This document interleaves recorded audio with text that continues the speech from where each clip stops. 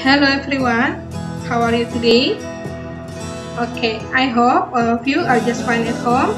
Today we are going to study. Before we study, prepare yourself to pray first. Let's pray. Lord Jesus, we thank you for your blessing today. Now we want to study. Please bless and guide us so that we can understand the lesson. In Jesus' name we pray, amen. Oke, hari ini kita akan melanjutkan tema 3H, subtema 1, pembelajaran 5 dan pembelajaran 6 ya. Jadi hari ini teacher akan membahas sekaligus materi untuk pembelajaran 5 dan pembelajaran 6. Nah, jadi topik kita hari ini ada 4. Yang pertama, manfaat mengikuti pramuka. Yang kedua, jenis-jenis sudut. Yang ketiga, semboyan negara Indonesia. Yang keempat, lambang pada seragam pramuka. Oke, yang pertama kita bahas untuk manfaat mengikuti pramuka. Nah, ketika mengikuti kegiatan pramuka, banyak manfaat yang dapat anak-anak peroleh ya. Yang pertama, mandiri ya. Nah, jadi kegiatan pramuka ini bermanfaat untuk melatih kemandirian sejak dini ya. Nah, karena ketika mengikuti pramuka, anak-anak harus bisa memanfaatkan segala sesuatu yang ada ya, tidak boleh hidup ketergantungan seperti di rumah ya, karena pastinya anak-anak akan jauh dari orang tua ketika melakukan kemah. Nah, misalnya anak-anak harus bisa masak sendiri, mandi sendiri ya, kemudian bangun tidur sendiri. Nah, jadi ada kemandirian yang dilatih atau yang diajarkan ketika mengikuti kegiatan pramuka. Kemudian yang kedua adalah kerjasama. Nah, kerjasama ini sangat dibutuhkan ketika mengikuti kegiatan pramuka. Contohnya saat membuat atau memasang kemah, kemudian juga saat mengikuti perlombaan atau permainan. Ya, jadi kerjasama itu perlu ya, dan harus bisa bekerja sama dengan temannya yang lain, dengan kelompoknya yang lain. Nah, jadi di sekolah juga banyak kegiatan-kegiatan yang membutuhkan kerjasama, misalnya saat piket, kemudian saat belajar kelompok ya. Kemudian yang ketiga, disiplin ya. Nah, disiplin juga diajarkan ketika mengikuti kegiatan pramuka ya. Anak-anak harus patuh dan taat terhadap peraturan. Nah, jadi di sekolah juga pastinya anak-anak diajarkan mengikuti menjadi anak yang disiplin kan? Nah, itu dia. Kemudian yang keempat adalah pantang menyerah. Nah, jadi saat kegiatan pramuka anak-anak tidak boleh mudah mengeluh ya, harus pantang menyerah dengan situasi apapun. Oke. Kemudian selanjutnya adalah kepemimpinan.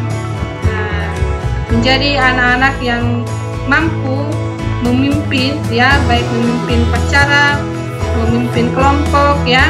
Nah, kepemimpinan juga dilatih atau diajarkan dalam kegiatan pramuka.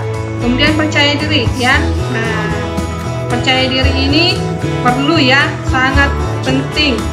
Nah, jadi percaya diri dilatih dalam kegiatan pramuka ya.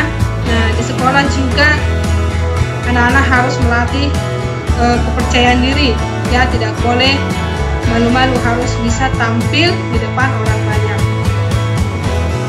Itu dia untuk manfaat dalam kegiatan pramuka. Nah, jadi manfaat ini sangat penting untuk masa depan anak-anak nantinya ya.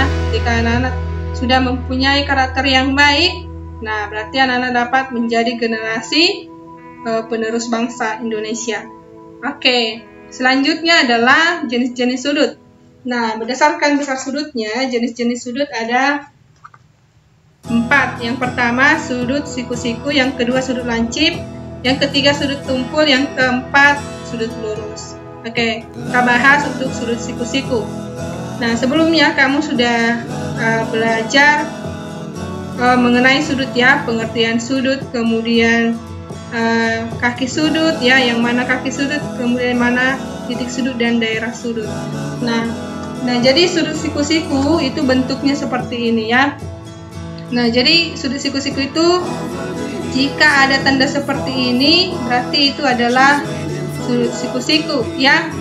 Nah, sudut siku-siku terbentuk dari dua garis yang saling tegak lurus atau besar sudutnya adalah 90 derajat ya. Terbentuk dari dua garis yang saling tegak lurus. Nah, ini tegak lurus dia. Contohnya apa?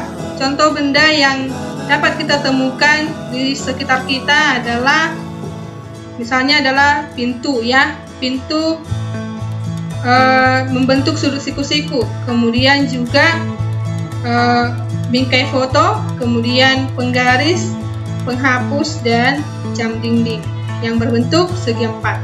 Nah, itu dia untuk sudut siku-siku. Kemudian juga buku ya, buku juga membentuk sudut siku-siku. Oke, untuk sudut yang kedua adalah sudut lancip. Nah, sudut lancip ini adalah sudut yang lebih kecil dari 90 derajat. Ya, jadi sudut yang lebih kecil dari siku-siku. Nah, jadi bentuk sudutnya seperti ini. Ya, jadi sudut lancip itu lebih kecil ya dari sudut siku-siku. Nah, contoh benda yang dapat kita jumpai di sekitar kita misalnya gunting ya yang membentuk sudut lancip. Kemudian ini gantungan baju ya. Nah, banyak ya contohnya. Oke. Untuk sudut yang ketiga adalah sudut tumpul. Nah, gambarnya seperti ini ya. Jadi sudut tumpul itu adalah sudut yang lebih besar dari 90 derajat ya. Nah, jadi lebih besar dari siku-siku. Itu adalah sudut tumpul ya, lebih besar dari siku-siku. Contoh bendanya misalnya ini tong sampah ya, kemudian laptop. Nah, ini dia. Oke. Itulah untuk sudut tumpul. Kemudian untuk sudut lurus. Nah, sudut lurus adalah sudut yang besarnya 180 derajat ya, atau tepat 180 derajat.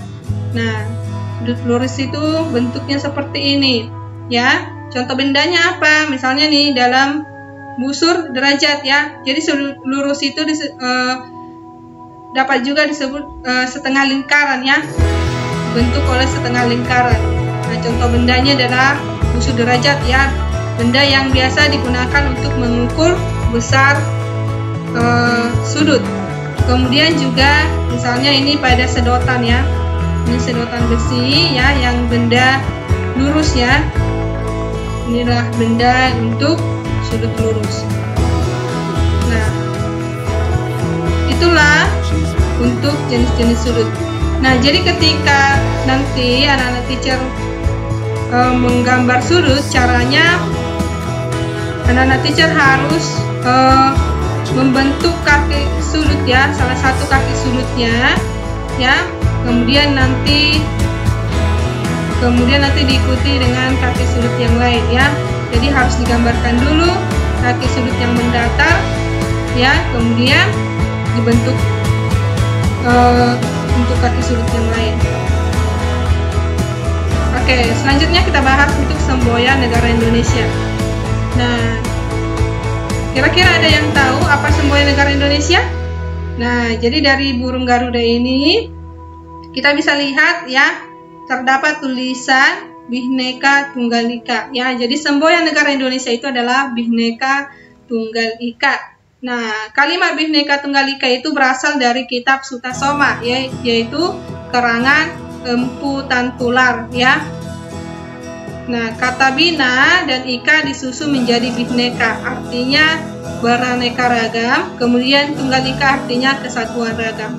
Sehingga Bhinneka Tunggal Ika itu mempunyai arti yaitu berbeda-beda namun tetap satu.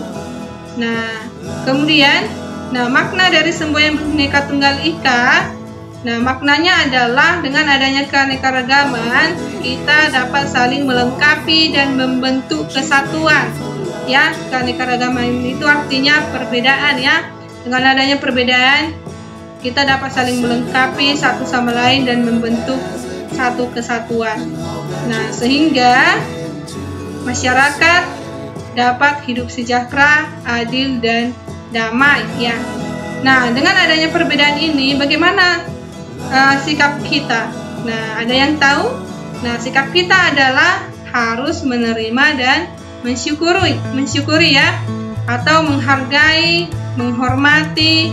Nah, itu adalah sikap kita terhadap perbedaan ya. Nah, apa saja kira-kira perbedaan yang ada di Indonesia? Baik perbedaan suku, ras, agama, budaya ya, banyak sekali perbedaan yang terdapat di negara Indonesia. Nah, jadi dengan perbedaan itu kita dapat saling melengkapi ya dan membentuk kesatuan. Nah, contohnya di kelas. Kalau di kelas perbedaan apa saja yang dapat kita temui? Misalnya perbedaan hobi ya. Nah, perbedaan jenis kelamin. Nah, jadi walaupun kita berbeda di dalam kelas, kita tetap saling berteman, ya kan? Saling melengkapi, nah, saling menghargai. Itu dia untuk makna semboyan Bhinneka Tunggal Ika. Oke, selanjutnya kita bahas untuk lambang pada seragam pramuka. Nah, di sini teacher akan jelaskan untuk lambang-lambang pramuka siaga ya. Nah, misalnya ini untuk siaga putra. Nah, dapat kita lihat ya tanda-tandanya, misalnya ini dijelaskan dari atas.